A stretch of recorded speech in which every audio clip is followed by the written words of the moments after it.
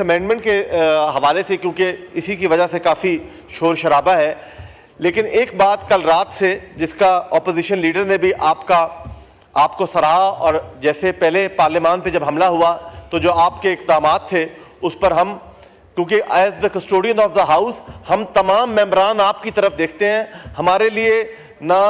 میں بہت احترام سے کہوں گا، ہمارے لیے وزیر، ایون کہ وزیر اعظم سے بھی زیادہ اس ہاؤس کے اندر جو اسپیکر کا منصب ہے، ہمارے لیے، ہم ممبرز کے لیے وہ سب سے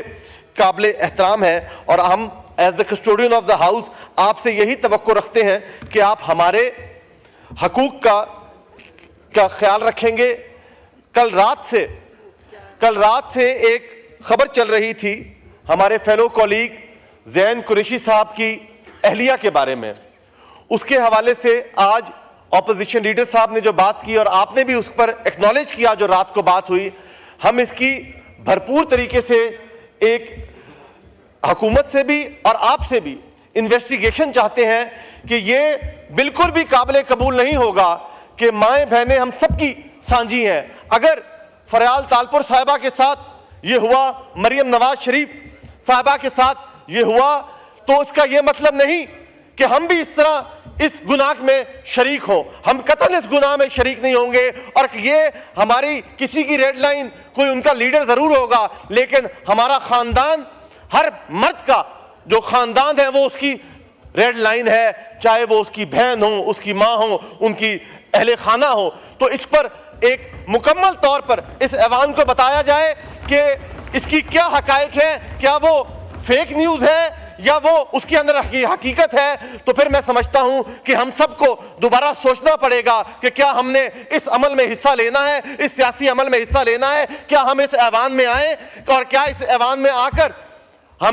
ہمارے اگر اہل خانہ کا ہم تحفظ نہیں کر سکتے تو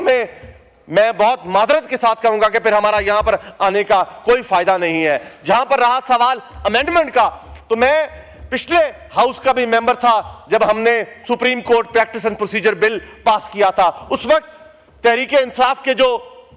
اپوزیشن ممبر تھے انہوں نے بہت شور مچایا، لیکن وہی سپریم کورٹ کا پریکٹس اینڈ پروسیجر بل سے یہی جماعت مستفید ہوئی، اور میں اس وقت بھی کہتا تھا کہ یہ وہ بل ہے جس سے آپ کو بھی فائدہ ہوگا، اور انہوں نے آج جب ہم نے اس کو ختم کیا تو یہ اسی طرح ان کو تکلیف ہوئی۔ تو میں یہ سمجھتا ہوں کہ اس امینڈمنٹ سے 148 کیسز ہیں یا 200 کیسز ہیں کانسٹیٹیوشنل، لیکن وہ 200 کیسز ان 60,000 کیسز پر فوقیت رکھتے ہیں۔ یہاں پر کوئی غریب جس کا کیس 10 سال سے سپریم کورٹ میں لگا ہو، اس کی باری آتی ہے تو لیفٹ اوور ہو جاتا ہے، لیکن وہ 200 کیسز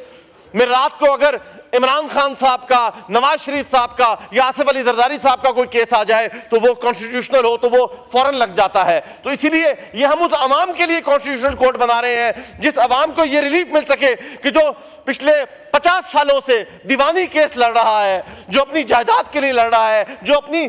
بچے کے قتل کے انصاف کے لیے لڑ رہا ہے، وہ سپریم کورٹ جب اسلام آباد پہنچتا ہے تو اس کو پتہ لگتا ہے کہ اس کا کیس لیفٹ اوور ہو گیا ہے، اس کی باری نہیں آئی ہے، اس کا بینچ فکس نہیں ہوا ہے۔ تو نہ ہمیں کوئی بینچ چاہیے،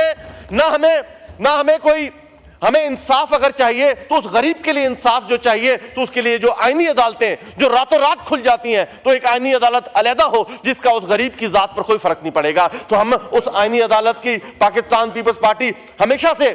حامی تھی، چارٹر آف ڈیموکریسی کے اندر تھا، 18ویں ترمیم میں بھی ہم لے کر آ جاتے، لیکن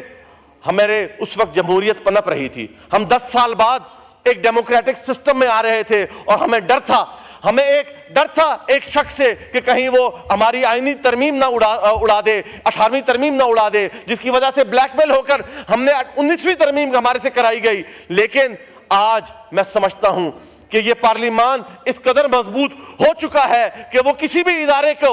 کی آنکھوں میں آنکھیں ڈال کر کہہ سکتا ہے کہ آئینی ترمیم، نمبرز کی بات میں نہیں کر رہا، نمبرز ہوں گے تو ہی آئینی ترمیم ہوگی۔ تو لیکن یہ واحد اختیار ہے